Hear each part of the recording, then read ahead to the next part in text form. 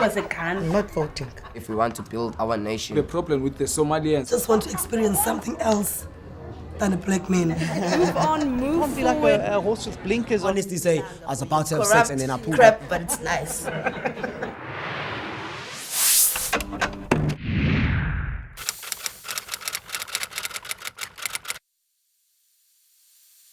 My first name is Constance. Live in Glenora Bay, and I'm going to school for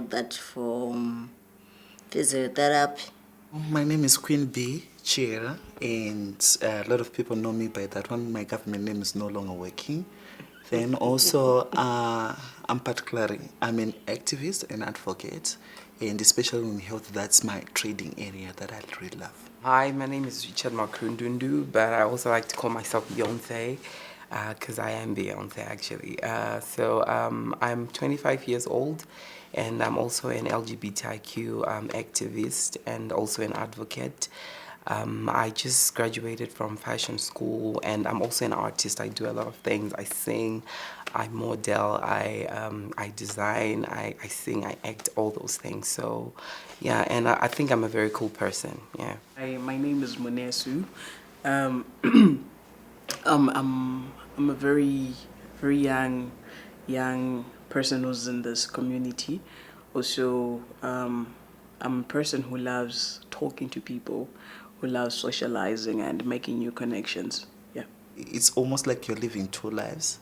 Yes. One, you're living as a male. Two, you're living as a woman. And at the end of the day, the outer appearance is, the structure is male, but what we call the expression that comes out of you is a female. And coming out doesn't end. It keeps on coming, especially on family reunions, especially here in Zimbabwe. I feel like one of the greatest issues is we live in such a binary society. You know, everything is always centered on girls should do this and boys should do this. So when you're caught in between of what you want to do and what you're supposed to do, like for me personally, I never really had an issue with my family, because it's because I've always been feminine, even when I was, you know what I mean. So for them it was a process. So they already knew that, okay, he likes doing the dishes, he likes playing with the doll. So I grew up with it, so it wasn't really hard for them.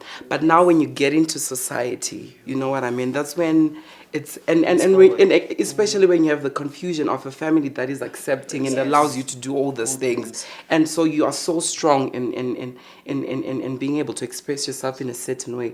But then when you go out, like when you're in school, you're told, no, boys don't do this, boys don't cry, and so you're like a lost person, you know what I mean, because of the binary society that we, especially Zimbabweans. Chinonakidza pandiri izvezvi ndechekudai kuti maparents aangu ari kufarira kuti ndezvandiri, asi pane vamwe vanhu vemumaraini kuti havanzwisisi kuti ndikubva nekupi and ndichinanga nekupi. Being trans or being gender non-binary is actually a gift. I think for me that was like the best realization ever, because initially when you're growing up, when people are pointing out to you that you're different, like if you're more inclined to feminine things, it's like you come out and you stand out, and it comes with a lot of discrimination, and it's really hard growing up. But for me, I think the best moment for me was when I embraced all that and realized that this is my power. So I feel like when you now know that even if the discrimination comes, you have a different approach to it. People will be looking at you and people will question, like, who is this? Are you a girl or you're a boy? And it's something that when you start looking at yourself, you start questioning yourself, like, how you start noticing that you're different from other kids. But like when you're still like at the age of being probably in primary school, you won't be having that knowledge of knowing that you are a trans or you're an intersex person. You just feel out of place, like, okay, I'm just different from other kids. Maybe I don't deserve and I don't have that sense of belonging in this place. And it's something that is really difficult for you to then interact with other kids, because already themselves they'll be talking about you like, this one we don't want to be mixing with him or her. I feel like for me, the most difficult part is accepting yourself first. And then when you've done that, getting other people to accept you, because it's not going to be easy, because it took time for you to even understand yourself and to realize yourself. So it's going to take time for our families. So it took time personally for my family to really get to know and understand. But I believe the defining moment was when I embraced myself, and then the process now of having other people to understand you and the approach that you use. So I feel like your body is not really matching with who you really are from the inside. You walk into a health facility, there you're seeking for services, and they ask you, okay, do you have a partner? And you tell them probably you have a girlfriend. Probably you're not even comfortable telling them that. They start looking at you, analyzing your body like, oh my God, this person, you look like a female on the outside and you're saying that you're a man. They start even asking you questions that you're not even comfortable answering.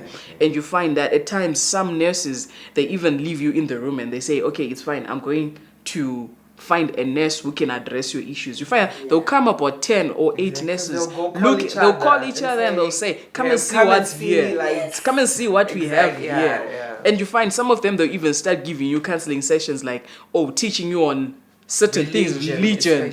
Yes, they'll bring in the issue of religion. Like, okay, do you know that you can change this thing? It's, it's not normal. You can change from this thing. So it's really something that is difficult. You are more prone to judgment, especially when you go to access health services. I remember this other time when I went to get an HIV test. So I got it. So I was wearing this really cute ring. And so the person who was like administrating my test, she looked at me and she's like, "So why are you wearing that?" During the whole process.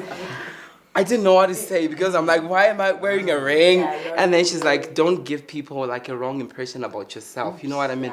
So already, even the questions that came after to say, okay, so are you in a relationship, or do you have, I knew this person, like it's a no-go area, you know what I mean? Because of how I had like presented myself, and already the judgment that I had presented, because I'm expressive and I come out. So I feel like for trans people, it's the worst, because any other, a lesbian person or a gay person can not, I won't say disguise, but they can find their way through and access health services just like a normal person. But when you're trans and when you are expressive like that, the moment that I say I'm a trans woman, everybody's looking for a weave on my head. And they're looking for me drama. They need the drama. You see, so it becomes more of like binary to other LGBT who think they are also in that trans community. So they are more of like, oh, I'm not associated with this.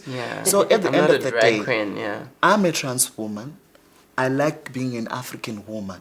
I have my certain ways of growing as a woman. So this is what now needs also to come back to the community to say that don't go overlap to look for a trans woman who looks like, maybe like say, Whitney Houston or whoever that looks so beautiful. You are who you are. Even if we're to look at the heterosexual community, it's not every woman that wears a dress and dresses in a more feminine. There's actually, I don't think that there's a right way of dressing or expressing yourself as a woman. Exactly. Or even expressing yourself as a man. And there's also the I don't know what I should even call it, to say, when you're trans, they say you overdo it. You know what I mean? You are over. Even girls don't even go that far. You know what I mean? So there's like all these expectations on what a trans person is supposed to look like and how they're supposed to express themselves. You know what I mean? You can't communicate others with that person would, and to same with me. Yeah, people can perceive you, and if people in the community see you talking to, let's say, a parent who's next door sees you talking to her or him, they'll say, why are you associating with this child? Most knowledge, and I feel like most people have an idea of what it is to be gay, just in general. So when you now bring in the fact that you are trans, then it's another. Even some of the discrimination that comes from the lesbians and some of the gays, because they'll be like, you're confused. How can you say, they look at you like what we're talking about, the outward appearance. Okay, you're just like me, a girl. So how come you're saying that you are now a trans man? The other issue is when it comes to dating, because I feel like it's so many trans people have to resort to say I'm gay. So that you can be able to date someone, because if you're a trans woman, for example, a gay guy is not gonna want you because they want a man. Do you know what I mean? That's the issue. And if you're a trans woman and the girl is not gonna, you know what, because you've got a dick. So it's all those things. Like, so how, dating is the worst for a trans person, because within the LGBTI community, no, I don't feel like it's. I feel like it's really difficult to find someone. Relationships with trans men. I can be dating a trans man. For me, we can be hetero. And that comes now in a different dynamic of homosexual. And people will be like, yeah, homosexuals. No, we are not. We're hetero. Yeah. Because I can date a trans man. And I dated a trans man before in my life. So it's more of like, it's a good relationship. It's not about sex when we're looking at a relationship. It's more about communication. How physically, emotionally, spiritually, then financially.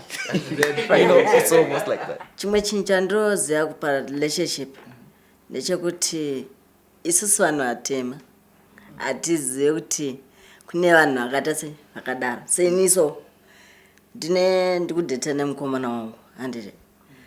Mukomana wangu wabva nditi mangwana ndira kuzouya kumba kuzorora. How do you feel it kana musina kugadzirira kumba kwenye imimi kuti inini ndizotorwa nemukomana wangu tomorrow morning? And something too difficult to me, avadi in my aunt avadi kuti ndidhete nemunhu. Saka handizivi kuti ndicharorwa nani but someone asi handizivi. I remember every time I go to a club, I've got tons of guys who are like on me, you know what I mean? Like, they're so on me, but then when they now realize that, no, this is actually, you know, so it's then, and I remember this other time out, so I went with a group of lesbian friends, so we're like sitting, like, I think a place like this, so we're all just dancing and having a good time. So this guy comes, so he thought, these are just maybe lesbians, because it was hard to tell. And so I'm just dancing, so he comes. So me, I didn't know if he knew or not, so I just continued dancing, you know what I mean? And so he became so touchy and everything, and then so I had to stop him because I was now uncomfortable. So I think when I spoke, that's when he picked it up. Oh my goodness, he was in such a rage. So he went to the bathroom, like to really, you know, and then he came back. So I was wearing some beads, so he came and then he snatched on my beads and everything that just fell. But at least now everyone was exactly. But at least, I'm so grateful because people were seeing everything that was happening. So people really fought on my behalf because but she just went to him. It's like, no, this Gochani, he was dancing on me. But I'm like, it's not like I came on to you, you know what I mean? So I feel like you're always cautious of saying if someone comes to you, are they aware? You know what I mean? And I feel like most of the times you end up hiding it, you know what I mean? Because you know that if I really say this, then it's going to...